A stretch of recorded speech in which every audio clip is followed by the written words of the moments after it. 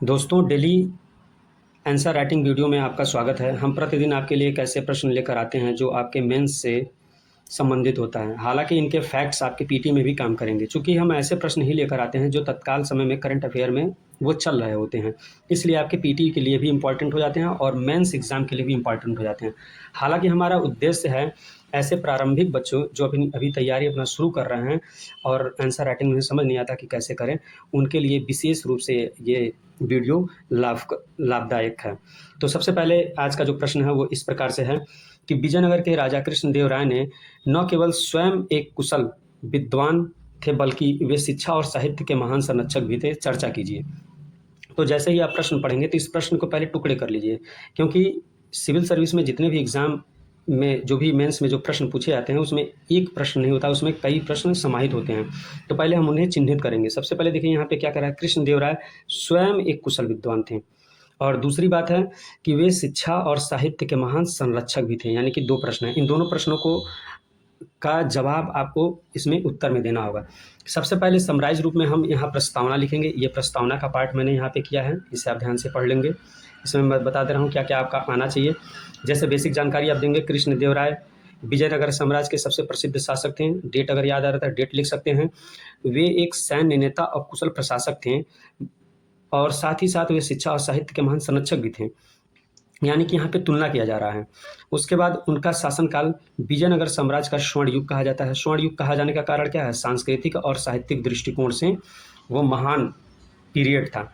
उन्होंने साहित्य और कला और शिक्षा को संरक्षित करने और बढ़ावा देने में महत्वपूर्ण भूमिका निभाई।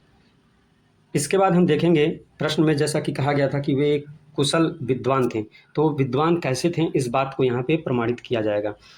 तो वे संस्कृत, तेलुगु, कन्नड़ के प्रमुख इन भाषाओं पे उनका बहुत बढ़िया पकड़ था, और उन्होंने तेलुगु में एक महाकाव्य लिखा जिसका नाम था अमुक्तमाल्यात।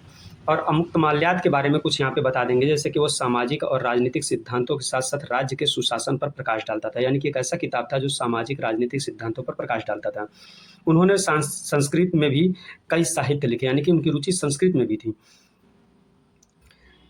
इसके बाद प्रश्न के दूसरे पार्ट पर हम जाएंगे, जहाँ पे का बताया गया है कि वे साहित्य का संरक्षण कैसे करेंगे।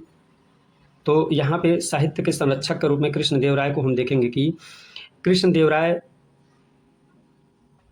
के शासनकाल में साहित्य का अभूतपूर्व विकास हुआ। उनके दरबार में 8 प्रमुख विद्वान थे। ये 8 प्रमुख विद्वानों को ही अष्टदिग्गज हम कहते हैं, और इनमें जो प्रमुख नाम है वो अल्लासानी, धुरजटी और नंदी मल्ला।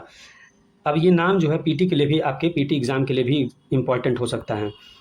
पीटी एग्ज़ाम में दे सकता है कि कृष्णदेव राय के 8 दिग्गजों में से निम्न में से कौन सा नाम नहीं है, और ये 3 नाम दे देगा क्योंकि ज़्यादा नाम फेमस है, अल्लासानी, धुरजटी और नंदी मल्ला। एक चौथा नाम कोई दे देगा तो वो आप टिक कर सकते हैं। जैसे कवि प्रमुख थे, उन्होंने तेलुगु साहित्य के नई ऊंचाई तक पहुंचाया। उनके संरक्षण में तेलुगु साहित्य ने विशेष प्रगति की, और यह विजयनगर साम्राज्य के सांस्कृतिक पुनर्जागरण का केंद्र बना। इसके साथ ही साथ हम देखेंगे कि वे संस्कृत साहित्य को भी उन्होंने, कृष्णदेव राय ने बढ़ावा दिया था और उसको संरक्षण दिया था। उन्होंने संस्कृत के विद्वानों को प्रोत्साहित किया और कई साहित्य संस्थानों और मंदिर की स्थापना की, जिससे संस्कृत शिक्षा का विस्तार हो सके। अब मध्य भाग का लास्ट पार्ट है शिक्षा और संस्कृत का प्रोत्साहन, क्योंकि प्रश्न में ये भी पूछा गया था कि उन्होंने शिक्षा और संस्कृत के प्रोत्साहन में उन्होंने क्या किया, तो यहाँ पे आपको ये भी बताना होगा। तो कृष्णदेव राय ने शिक्षा और धार्मिक संस्थानों का निर्माण पर विशेष ध्यान दिया। उनके शासनकाल में मंदिर और शिक्षण संस्थानों का निर्माण किया गया, और ध्यान रहे कि जो उन्होंने मंदिर बनाया उस मंदिर का संबंध सिर्फ धार्मिक स्थल के रूप में नहीं था, बल्कि वो शिक्षा और साहित्य के केंद्र के रूप में उभर कर आया है। यानी कि जो भी मंदिर उन्होंने बनवाए उन मंदिर का संबंध शिक्षा और साहित्य केंद्र के रूप में था, यानी कि वहाँ शैक्षणिक कार्य होते थे, साहित्यिक कार्य होते थे। उन्होंने स्थानीय और वैदिक शिक्षा को प्रोत्साहित किया, जिससे विजयनगर साम्राज्य एक प्रमुख बौद्धिक केंद्र के रूप में बनकर उभरा।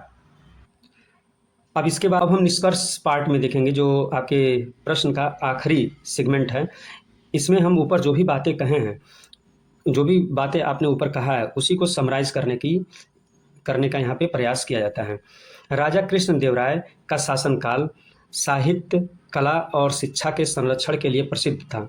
वे न केवल एक महान योद्धा थे, बल्कि विद्वानों और कलाकारों के संरक्षक भी थे। उनके संरक्षण में विजयनगर साम्राज्य ने साहित्य, शिक्षा, संस्कृत, प्रगति के क्षेत्र में नई ऊंचाई हासिल की, जो दक्षिण भारत के सांस्कृतिक इतिहास में एक महत्वपूर्ण अध्याय है। उनकी विद्वता संरक्षण नीति ने विजयनगर को एक समृद्ध सांस्कृतिक और बौद्धिक केंद्र के रूप में स्थापित किया, जिसका प्रभाव भारतीय समाज पर दीर्घकालिक रूप से पड़ा। तो दोस्तों, इस तरह से ये प्रश्न कंप्लीट हुआ।